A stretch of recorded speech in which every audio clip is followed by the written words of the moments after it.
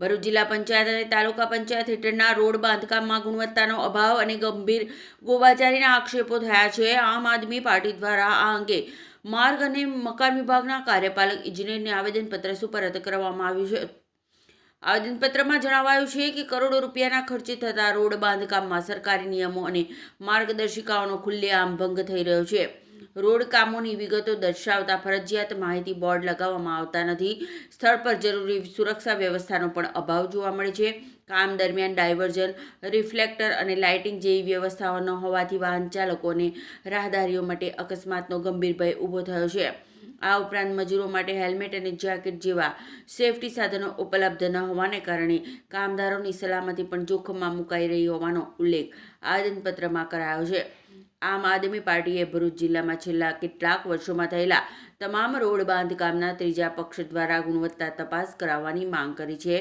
સાથે જ બેદરકારી દાખવનારા જવાબદાર અધિકારીઓ અને કોન્ટ્રાક્ટરો સામે કડક કાર્યવાહીની પણ માંગ કરવામાં આવી છે। આમ આદમી પાર્ટી દ્વારા આજ રોજ ભરૂચ નાયબ કાર્યપાલક ઇજનેરને એક અરજી કરવામાં આવી છે।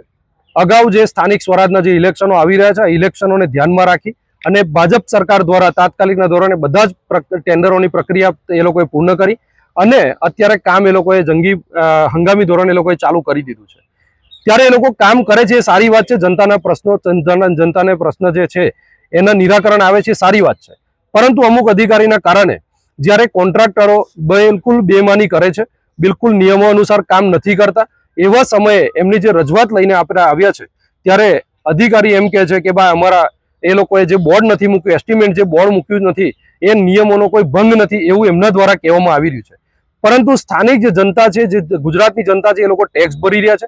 આ ટેક્સના રૂપિયા ક્યાં કેટલા વપરાય છે, એના વિસ્તારની અંદર કેવા રોડ બની રહ્યા છે એને જાણવાનો પૂરેપૂરો હક અધિકાર છે। છતાં પણ અધિકારી આવો ઉડાવ જવાબ આપી અને સ્પષ્ટપણે દેખાય